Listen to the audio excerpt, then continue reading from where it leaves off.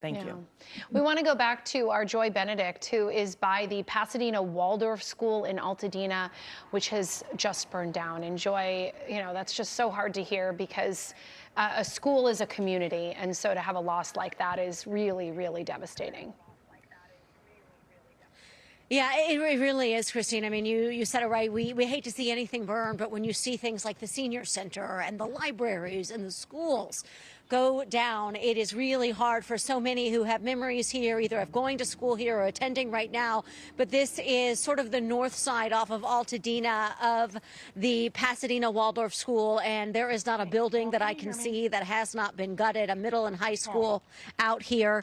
That is basically what they have. So certainly tough to see, but it's not just the school. As our photographer turns around, you can see all the homes over here on the north side of Altadena. They are also completely gutted. We're starting to see a few homeowners come by. They're trying to look through things. And as we've heard the fire department say, this is not the time yet. There is still active fires burning, as we showed you just a few moments ago out there on Lake. And so the crews have got to be able to get through what little crews that we have, just in case some of these flames continue to burn. But as you look over here on the north side of Altadena, there is not a house left standing. And I don't know how many driveways there were at this point. You kind of just start counting the fences as you go by, because whatever was behind them is no more. And as if we come down here on Highview Avenue, unfortunately, it looks the exact same. It is destruction on both sides of the street. I did not see one home still standing here on Highview Avenue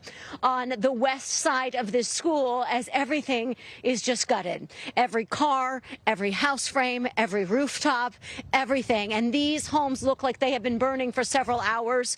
So they likely caught fire early this morning and they've just continued to burn to the ground, and not a fire truck in sight at this time. But at this point, there's not really anything that they can do. And those limited resources that we have around here are being used to prevent this fire from spreading into new communities that maybe are still standing. And so that's really all you can do at this point, is to sit here and watch those that have already caught fire burn and try and protect the structures that have not burned yet. And those are going to be further down the road. And so we're going to try and head out to the edges of the fire and see how that action is going.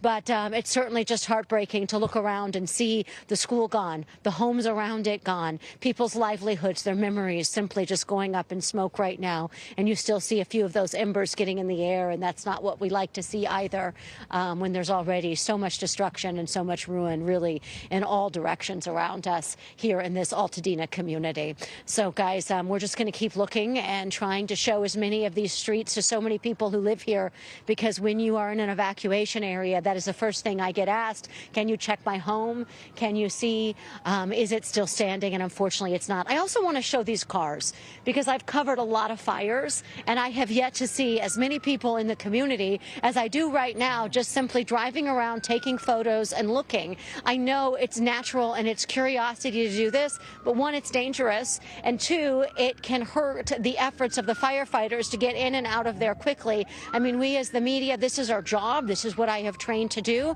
But to have people just driving around already looking for your homes, as we heard that battalion chief say earlier in Jasmine's live shot, this is not the time.